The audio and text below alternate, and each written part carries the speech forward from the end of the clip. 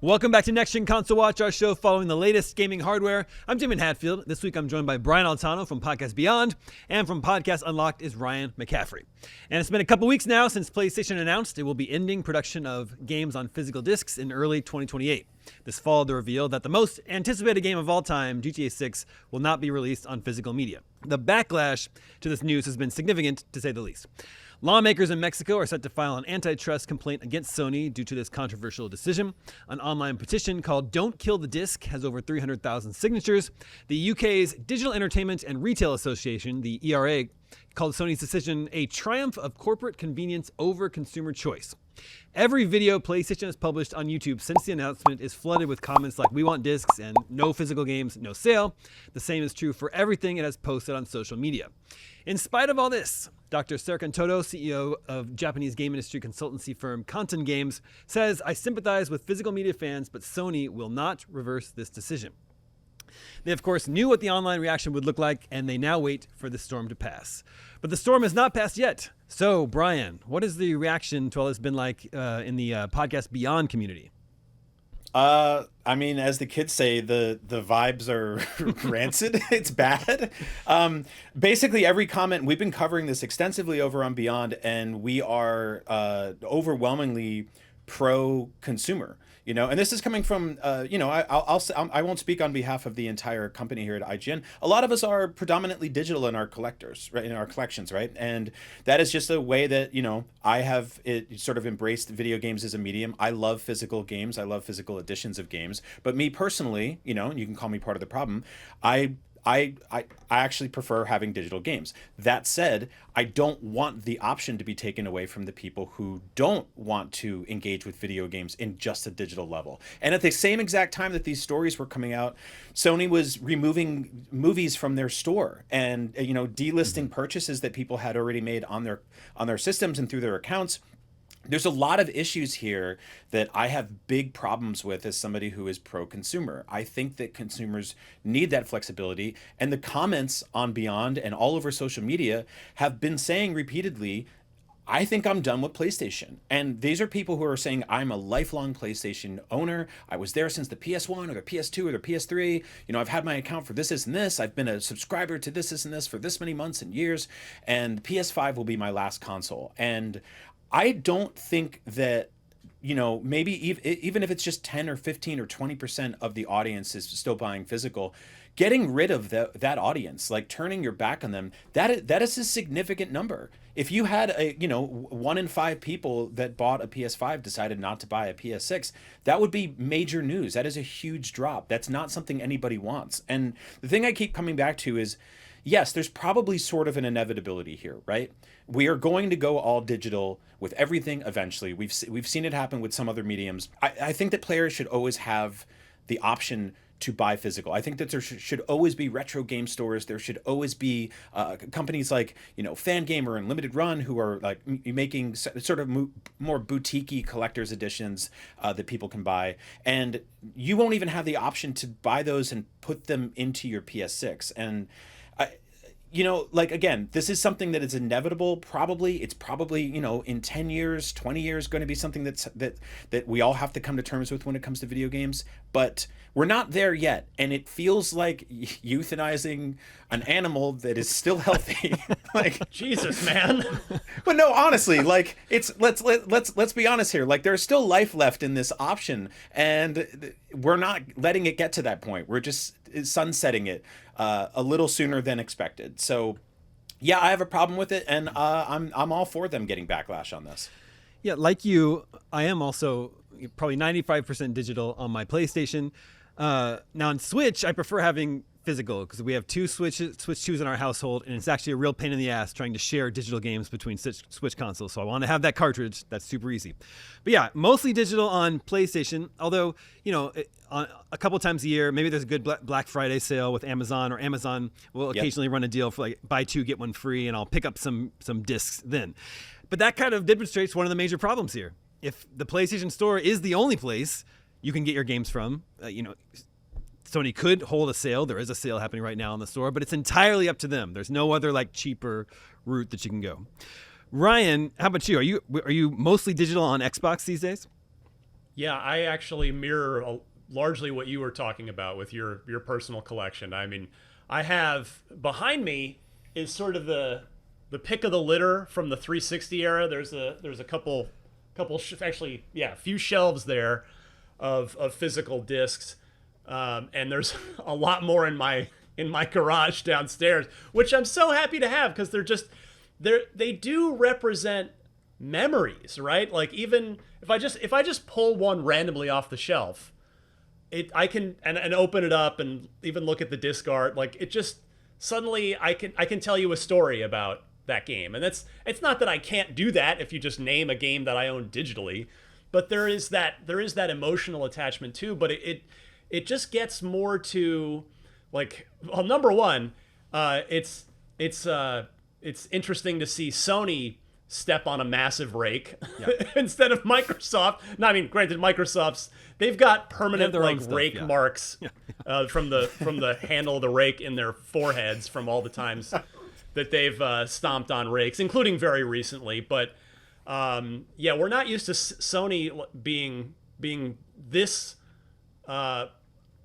reviled by the community. I mean, PlayStation has been beloved for so long here, these last now 2 generations, and even going back to the tail end after they recovered from their disastrous start to the PS3 generation. But this whole thing gets to, it's not just, I mean, there's so much to it. It's the choice that Brian hit on. That's a big piece of it, but it also just opens up the larger conversation, which Brian, you alluded to, about about Sony deleting movies that people had bought, about digital rights and digital ownership.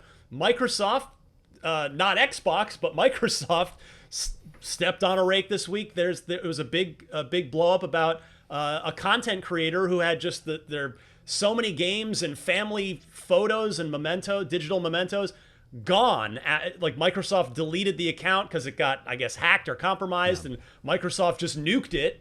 And that guy like took it to social media, and it's blown up into a big thing. And that's a huge piece of this too. Is it's not just the lack of choice, it's not just the inability to shop in different stores besides just the first party store. It's the we own nothing. It's that, I know it's what that phrase keeps getting thrown around, but for good reason now. So I'm not surprised that governments are starting to come around and wake up to this, because I do think governments are gonna start to get involved on behalf of citizens. And I know, wherever you fall on the political spectrum, like individual citizens don't have the power to stop these companies for the most part. I mean, the community, to their credit, did stop a shitty policy from EA this week with college football.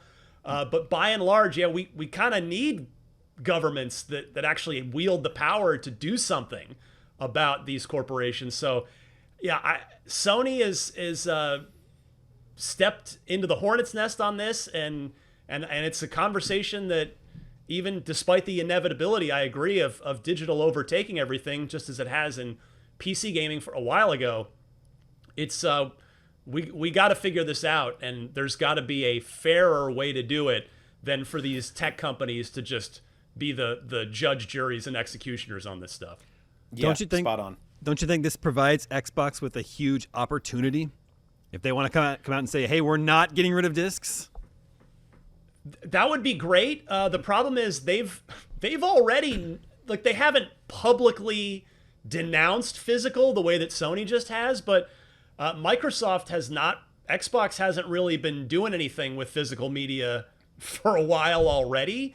And certainly the fact that they're building not just a console, but a console PC hybrid that's probably going to be more expensive than the PS6, unless Sony's also going to be building a PC hybrid, which, from their recent policy decisions about doubling down on console, it seems like they will not be doing that. So Microsoft is already going to be in a tough position of having to have a more expensive and hopefully more powerful machine than Sony will. But are they going to want to take that opportunity at the literal expense of having to spend more money per machine. Maybe the way to look at it is look at this is, if they've already resigned themselves to having a more expensive box than Sony, then they say, well, you know what? What's another, if we have to increase the price $25 or something of what we've been planning without a disc, without a physical media drive, then maybe we do it. Because you're right. I do think it is an opportunity, especially since, to their credit, they've championed compatibility and game preservation on the console side, starting with that backwards compatibility program it's now quote unquote finished. Like, they're not doing any more original Xbox games or 360 games, but most everything from the entire life of Xbox is playable on the Series X or Series S now. And so, yeah, they can fall back on that and just lean into that and say, hey, we want to support physical media as a means of game preservation. Yeah, and I think that's something that Sony has not been great on at all this generation. Like, or basically taking their back catalog and finding a way to modernize it on newer systems. They're just not as interested in that, and it feels like the thing I keep coming back to, and I mentioned it on Beyond recently, is that they haven't really earned any of this generation. There's just been a handful of exclusive games to play. They just, sunsetted the Vita and PS3 storefronts, which is a natural thing to do after, 15 years or so. But all the raising of prices on consoles and, a single, walled garden ecosystem, and just for a handful of exclusive games that you can't play anywhere else, it just feels like the timing is just all coming together to tell a story that, Sony is just kind of back on their cocky thing again this generation, and I don't like to see it. Yeah. And I think that, like, when people bring up PC as part of the conversation, the knee-jerk reaction to that is that, like, PC gamers haven't had a disc to play a game on in 20 years, and they don't think about that stuff, right? It's been a long time since that. But what they do have is multiple options for digital storefronts. They have legal ways to back up their games. They have illegal ways to back up their games. There's flexibility there that a lot of it benefits the consumer in many ways. The thing I keep coming back to is sort of like the game preservation that happens between fans and the audience on the PC gaming side is people figure out how to take games that you literally legally cannot buy anymore, and they restore them so you can play them there again. And so if Microsoft, even if they don't add a disk drive, if this PC allows the players to access games from various storefronts, that already is a benefit and an advantage over Sony just saying you can literally just buy this game through the PlayStation Store. Because if you look at games right now, if a game is $70 on a PlayStation Store, but it's $35 on a disc at Walmart, but you can't put that disc into your system, that's going to be a problem for people. And so I think you need multiple options. And I think people are sick and tired of having their purchases stripped from them. They're sick and tired of having lack of flexibility when it comes to their consumer spending habits. And I think that, I'm not going to predict who wins the console wars from now or forever, because I never would have predicted that this generation would go the way it did with price increases. We're losing. We are losing the console war. Yes, the gamer is collectively losing. But I do think a lot of people are going to turn to PC because they're going to say, why should I spend $1,000 on a PS6 when it's only going to have a handful of exclusive games, and I will only be able to buy them digitally. I will have no other option as a consumer. And this is coming from somebody who is on a PlayStation podcast. I love PlayStation, pro PlayStation. I have a lot of nostalgia for them, but I understand why a lot of people are saying, I've been on this ride for a long time, and it's time to hop off. Well, Brian, they made this announcement 18 months before they planned to kill off discs, presumably because they anticipated a backlash. They wanted to get well ahead of it. But the timing also happens to be right at the final marketing push for their one big game of the year. And they gotta get people excited about Wolverine, but anything they post just gets flooded with, we want discs, we want discs, we want discs. That's all people are going to be saying. Yeah, and they, PlayStation's going to be at Comic-Con. Yep. They're going big at Comic-Con. They have multiple panels for their games. This is their first time doing an actual event in years.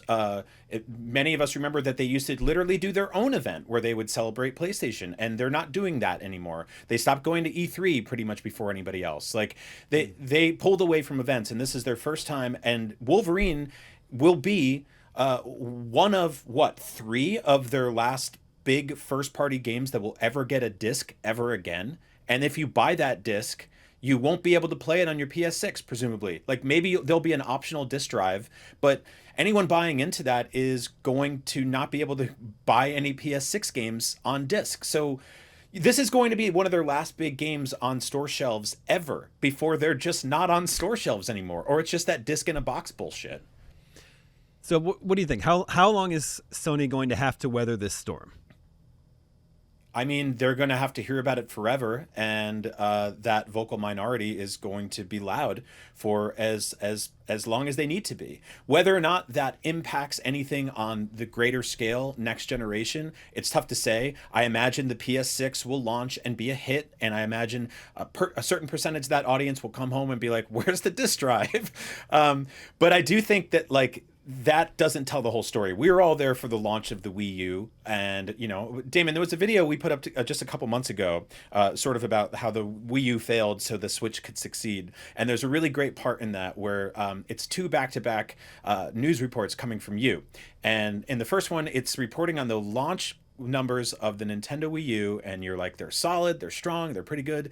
And then there's a couple weeks later, and it's like, this is devastating, it's terrible. I don't predict, I don't think that'll happen with the PS6 to that level, but I do think that there is going to be some sustained backlash. And it's going to have to be about the software. They need the strongest software library of all time for that system to be successful, for people to not say, I'll just wait to play it on PC, or I'll just never play it. Because I don't see people spending $1,000 to play one launch game digitally for the first 2 years. Like they're going to have hit after hit after hit to distract people from the fact that they lost a thing that they really loved.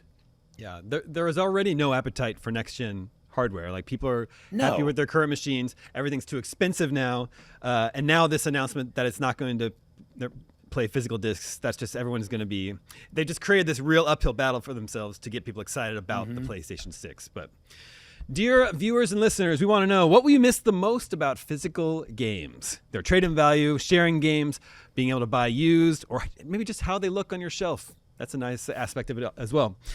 You can vote at IGN.com or on Spotify the day this episode goes live, and we'll share the results with you next episode. Just like last week's poll, we asked, what's the worst part of this console generation? Sorry, we've been really negative lately. The number one result with almost 40% was rising hardware prices, and yeah, I really couldn't agree more. Brian, we were talking about this last week. What's your take on the overall sentiment that this console generation just kind of sucks? I have probably 6 different Google Docs where I went to write an entire op-ed that has some variation of that exact same headline. And I'm not, you guys know me, I don't like coming on these shows and being negative. I did Beyond and Unlocked within 2 days of each other last week with back-to-back bad news. And the thing I was telling my wife was I got to talk about bad news with good people, 2 good people. And I don't want things to just be terrible all the time, and I hate that part. But we have to be honest, this kind of sucks. Yeah. The console price is going up. Yeah, we didn't make this news. Games were going, $70 to $80 to $100, becoming all digital, layoffs happening all the time. This is not the kind of stuff that tells the story of a healthy, thriving hobby or industry. And I want things to turn around. I want things to get better. Because, like I said on Unlocked recently, we all love video games. We all want people to play video games. We want them to, come under this big tent and hang out with us. And play games and enjoy them and share games and keep that going forever. And that's becoming harder and harder to do for people. Ryan, maybe sometime soon we need to do an old gen console watch. We just talk about old systems. Or we can even do something. There's so many great retro handhelds coming out these days. Maybe we should do a roundup of all the best stuff. You are talking to someone that made the decision after the 8-bit era with my best friend Robert. Like what? Because we were like, we should get the same system so that we can share games and share experiences. and we decided to each get TurboGrafx 16s. I also once owned an Atari Jaguar, so I am all in with you on this old gen podcast show. Please count me in. Let's do a whole TurboGrafx 16 episode. I love that. I'm down for like a vintage console war. I was in the lunchroom when the Sega Genesis came out, and some kid next to me said the Super Nintendo sucked, and another kid across the room threw a milk carton at him, and I got up with a tray and I smacked it out of the air to stop him. So I'm down to do that again. Come at me. This is a total tangent. I was looking at an old issue of Electronic Gaming Monthly. I think it was like summer of 90 or summer of 89. So the NES was the biggest thing in the world, but the Genesis was about to come out. The Genesis and the TurboGrafx 16, and on their feature of these new 16-bit consoles, Electronic Gaming Monthly wrote, "The console war is about to begin," and I think that line is literally the reason why we call it console war. EGM, like June 1989. Anyway, amazing. Here's some housekeeping. It's time for a brand new month of gaming. Jump into the Humble July Choice Bundle and score an amazing lineup of titles. Right now you can grab Sea of Stars, Sunset Edition, Tunic, Neon White, Police Simulator Patrol Officers, Drop Duchy, Sledders, Dice Folk, and Our Adventurer Guild. This month's featured charity is Doctors Without Borders, a nonprofit that provides life-saving medical care to the people who need it most. They work in more than 70 countries to deliver free health services, regardless of race, religion, gender, or politics. Head over to humblebundle.com before August 4th to start playing today.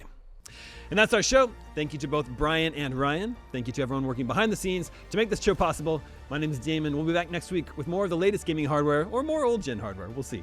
We'll see you then.